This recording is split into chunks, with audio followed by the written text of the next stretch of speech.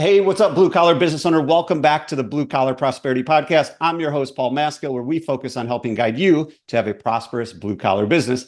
Today, we have with us Lynn Wise. Lynn serves as the founder of Contractor in Charge and the author of Build It, Grow It, Sell It, 9 Steps to a Thriving Contracting Business. With a solid reputation for excellence that was built over the course of the past 35 years of successful ownership of multiple small businesses, including a plumbing and heating repair and remodeling company, Lynn also has been recognized for her 20 years of achievement in corporate sales and management. So that is Lynn Wise. Welcome, Lynn. Thanks so much for being here. What is going on today? Hey, Paul, thanks for having me. So what's going on today? You tell me. It's summer. It is My summer. world. It is one of the hottest summers on record. And so it's been a pretty interesting last 3 or 4 weeks where our clients are trying to muddle through the hottest days of summer. So if you're an HVAC customer today, you're probably getting anywhere from 5 to 10 times your call volume. People are calling to figure out what they need to do to get on your schedule. Your schedule's full, you can't service anybody, and we don't have enough people to answer your calls.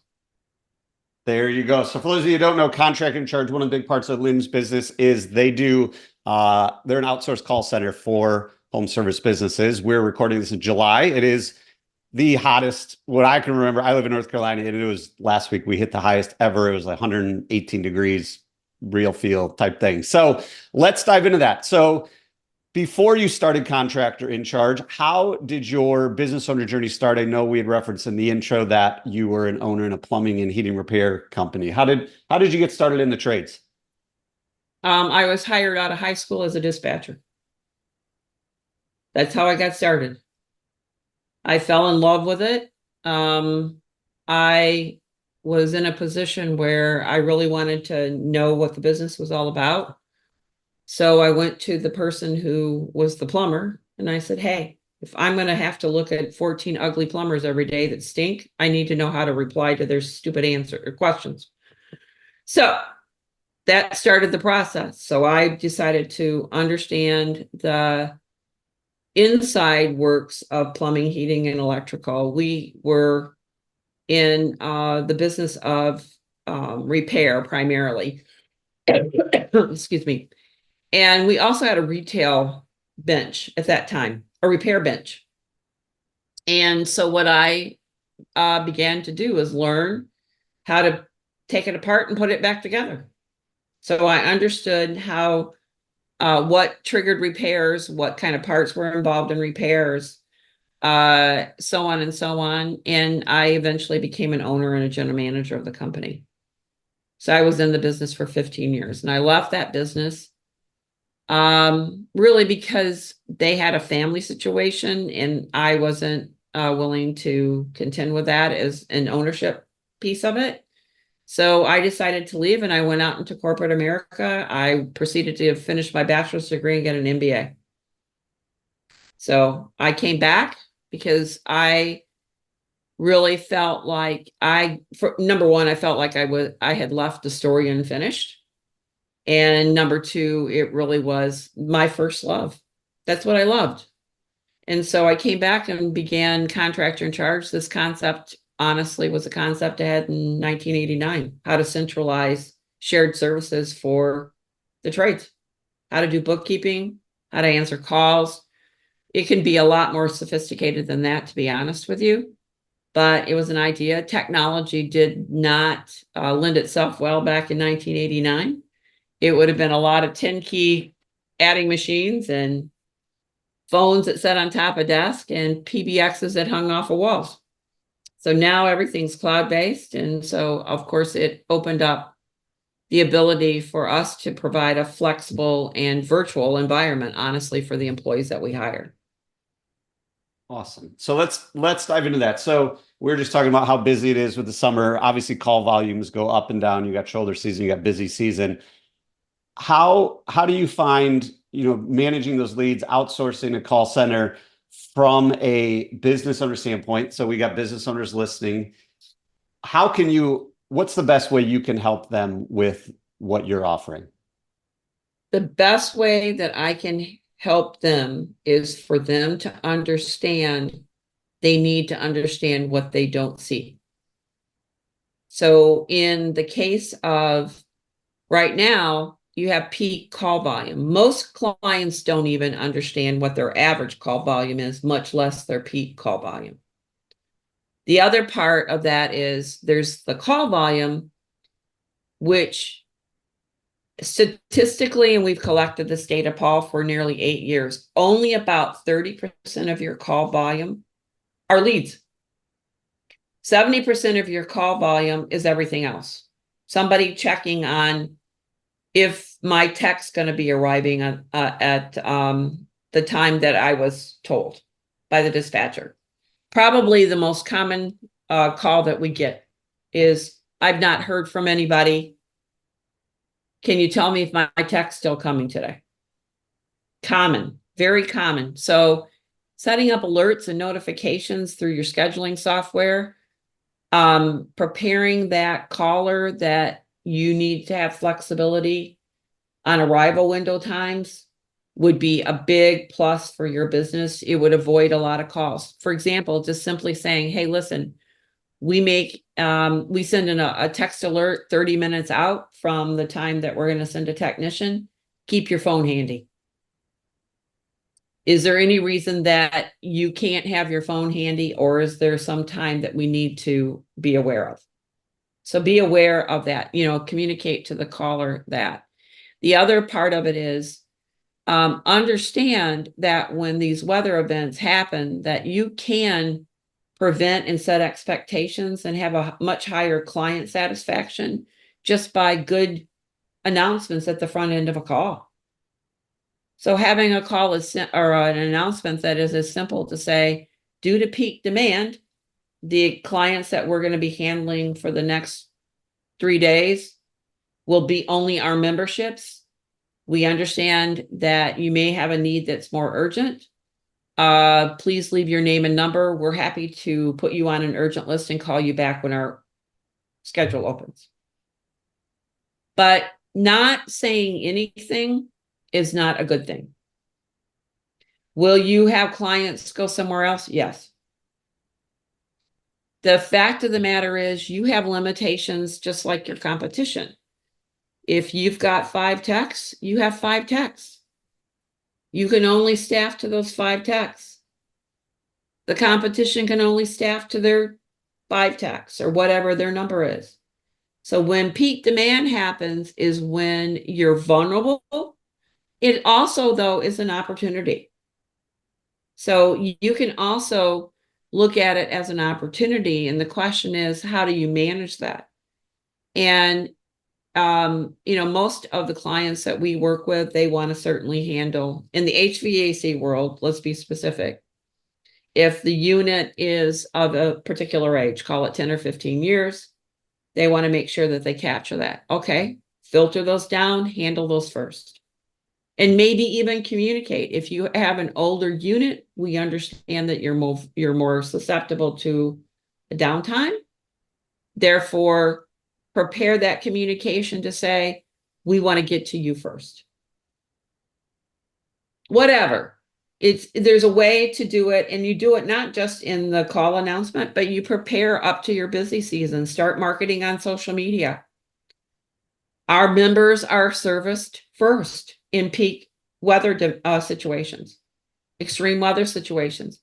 Sign up for our membership. Get on our list. Become a member. Love it. It is a reason, by the way, for a consumer to become a member of a company, to get on the schedule when there are extreme weather events. That's a reason for it's a great call to action. Don't wait until it's too late. Sign up for our membership. That's great. That's awesome advice. Because a lot of times when we talk memberships, we don't really think of that part. It's, hey, you get a discount, or hey, diagnostics waived, or whatever it is. But when you really need it, is that how are we going to prioritize all of these calls? Because we can't just get to all of them. It's just not physically possible. Like you said, we have 5 techs. That's all we got. We can't turn 5 into 10 tomorrow. and run out there with them. So how are we going to prioritize these 5 techs to make sure we're serving the best clients with the biggest needs? And part of it, what I'm kind of getting from you is a lot of the things we can do as a business owner is getting the phone to ring less from calls that we could proactively prevent. Because obviously, if someone's calling saying, "Where's my tech?" and then a lead comes in, we might miss that lead because we're busy wasting time on things we could proactively prevent. So what are some like, Wait, Paul, you nailed it on that. you nailed it The first. number of times I've said 70% of the calls are the problem, not 30% of the leads. 70% of the calls are the problem. Just the simple logic of using a call tree at the beginning of your inbound that says, if you're calling for an appointment, reschedule, or cancellation of an estimate or repair, press 1. I am a real believer, and I've kind of figured this out, believe it or not. Not too old to learn here. That really, we have 4 roles in our front office. One of them is qualifying and booking appointments. The other one is customer care. The third one is schedule management, field management, and the last one is inside sales. And they're not all the same people. Even though that's the way we treat it, they're not all the same people. And in this type of environment where you have extreme, guess what? Qualifying, booking appointments become pretty important. And managing the non-lead calls is even more important. So just the fact that you begin to ask for or describe that you need to have some flexibility in arrival time. Please keep your cell phone handy in case we need to contact you. Otherwise, please expect an alert, a text 30 minutes out from when the technician is dispatched. If you can't meet, can't be there in that 30-minute range, please tell me now. So setting expectations would really, really change a lot of things. And stop those calls coming in, right? Yeah, no, I totally agree. And customers understand that if they call and it's 110 degrees, they realize they're not the only one calling. To me, the most successful businesses are the businesses that set the expectations and then deliver on them. Even if the expectation is, hey, we're going to be out there sometime between 1 and 7. And as we get closer, we'll keep you updated. We'll proactively reach out via text message, phone call, whatever you like, however you said. The business that get stuck that say, "Oh yeah, we'll be out there between 1 and 2. And then somebody calls in, they've got an elderly parent or they've got a young baby and their AC just went out and it's 90 degrees. Now they're going to go service that client because of the demand. And then that 1 to 2 arrival window gets pushed back. And now that person's really angry because we weren't upfront with them. So I've heard you kind of talk about some of these things in the past as well of how does AI, because I think where this is going, if we leverage AI properly, we can use a lot of that to diminish a lot of those 70% calls. So that way the calls that are coming in are the calls that we actually want to come in. How have you seen, or how are you guys starting to leverage AI into the whole call center realm? Well, you've just nailed it, really. We've been using it for about 30 days as somewhat of a rollover to us. If versus having a call abandoned, we have it rolled to AI. So what we began to learn is the acceptance of it. Some mistakes that we have made is that we identify in that AI bot that it is AI. That's a mistake. You don't need to say that. It's unnecessary. It's a deterrent. The other thing we've learned is how to manage the AI over speaking somebody when they're giving information. So it's all done through handling of the call times. But let's talk about the bigger good. So since you do have these peak demands, let's call it, and you want to get as many leads as you can, I would argue with you, you will never get 100%. So don't fool yourself, right? But second of all, we've decided to use the bot as what would be traditionally known as an IVR or a tree. So the only difference is that it's more conversational, and AI is very conversational. But in the case of managing the 70-30 issue that we're talking about, we have decided that the bot will answer the phone within 5 rings. It says something to the effect, I may not have this exactly correct. If you're calling to schedule an appointment for a repair or an estimate, or you need a reschedule or cancellation, say appointment. All other calls say message. So all other calls go into message. The thing that we just talked about today is this one about tech confirmation.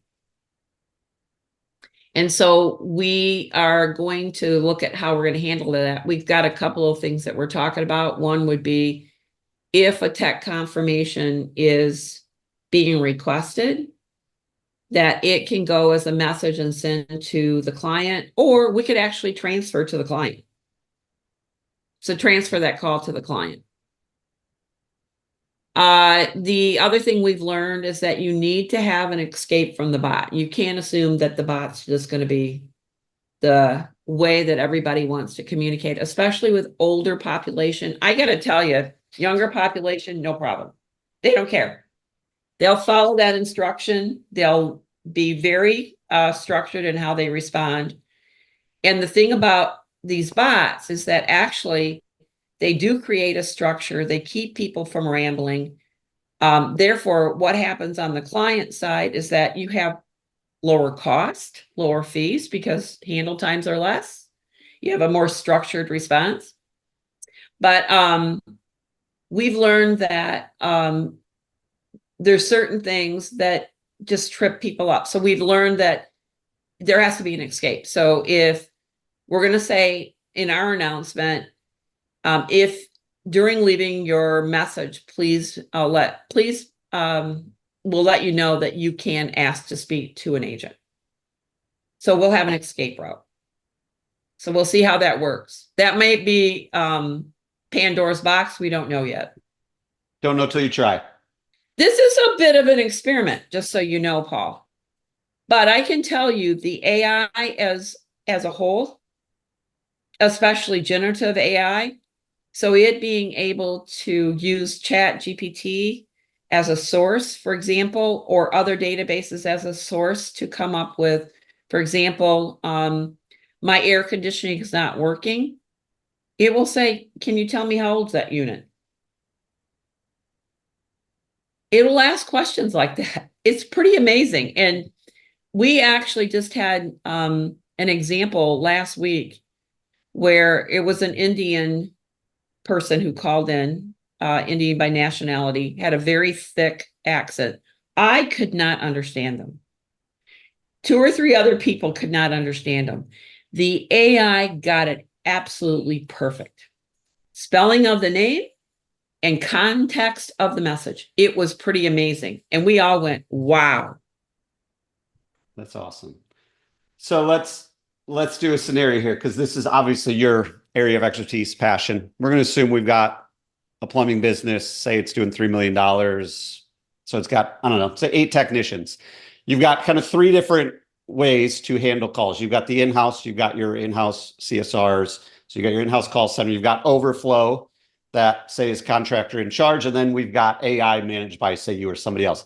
What in your mind, your opinion, your vision, what's the ideal setup for a business that size for handling inbound and outbound calls? How would you set that up? So the first thing you have to do is size your call volume. Most operators do not know how to size it. There's actually an equation that's used in a call center to size how many agents you need to calculate based on attrition, which is call outs, vacations, breaks, all those things. And typically an attrition rate that is common is about 30%. So on any given day, you're a third short. And so you calculate what your needs are based on what is the concurrency of call in your speed to answer and your ability to do that within so many seconds. It's an equation. It's been in the call center industry for years, about 80 years. So that's what we use. So you use it.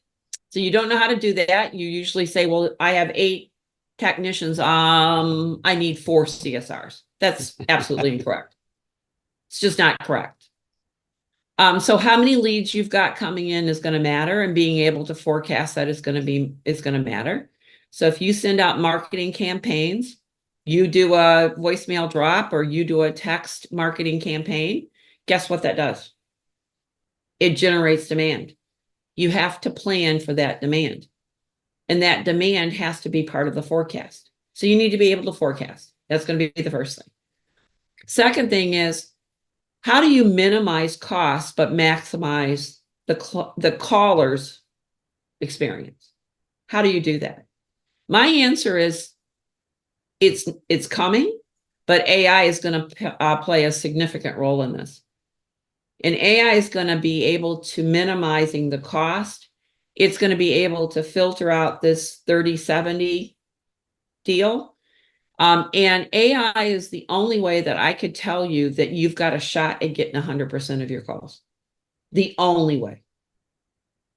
Unless you have a lot of money to either staff or do rollover. So where we're moving as a company is to be more in the line of, how do we help you be AI ready? And that could be as simple as helping you build your bots and then hosting them for you and helping you manage those. How do you use them for rollover? I'm not necessarily a believer that you are going to get rid of your staff. It's a question of what role should your staff play. So as you remember, I said there's 4 roles. One is to qualify and book calls. The other one is customer care, field management, and inside sales. Contractor in charge can do number 1 and number 4. Number 2 and number 3 today should be handled in-house. So customer care calls, by the way, when's my tech going to arrive, is a customer care call, right? Or parts are in order for my job, and I haven't heard from anybody, which is pretty typical, just so you know. And I'd like to know if they're in and can I get it scheduled? Or somebody was at my home and it's not working and it was only 2 weeks ago. Those are customer care calls. Those belong in somebody's hands who has the right information and has the right contacts of delivering the answer back to that caller. It's that simple. Field is related a lot to geography, and decisions are made to change schedules. And until AI can make those upon demand, you need somebody in-house to manage your schedule. I would say that AI can initialize a schedule, but it can't necessarily manage a schedule. Meaning if you've got a technician that running down the road and gets flat tire, okay, guess what? You just lost a technician for 4 hours potentially on, in that scenario. You've got to scramble and reassign calls. So somebody needs to do that. Inside sales is, as we see it, is really the last thing that typically is done unless you've got somebody who's assigned to it specifically. So what I mean by that is that you have continuously, you have digital leads come in, texts come in, you need rehash, you need follow-up. That's a job. That's a job. So my answer is that you need roles and responsibilities for each one of these positions. You need to size them accordingly, and you need to minimize costs by choosing the right methods to do them. Great answer. Love it. So just kind of recap for everybody listening, you kind of have the 4 main roles of communication. You have, booking appointments, you have customer care, you got field management, field scheduling, and then inside sales. And Lynn just broke it out really precisely of how she, as an expert in this industry for decades, would set up per organization. So Lynn, we're going to put a bow on this thing and start wrapping it up. Most podcasts ask for a book, but reading a book takes a lot of time, and a lot of people don't take action by the time they're done with the book or they never finish the book. So give our listeners one thing they can do within the next 24 hours to move their business forward. Let's stay on topic.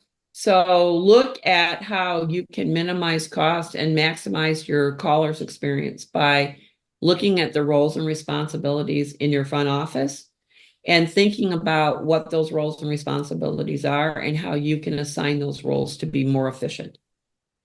Love it. Lynn Wise, thanks again for coming on the show, sharing your journey and providing actionable advice for all the blue collar business owners out there as we continue on our journey to prosperity. Before we sign off, Lynn, where can our listeners go to keep in touch with you and learn more about what you guys offer?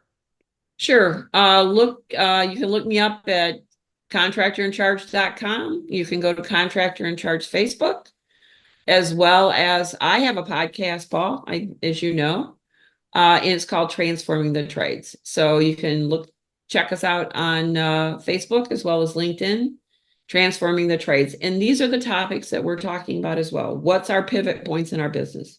What's different today than it was yesterday? Love it. Contractorincharge.com, or look up Transforming the Trades on whatever podcast player you're listening to this podcast on. Lynn, thanks again for your time today. Really appreciate it. Thank you, Paul.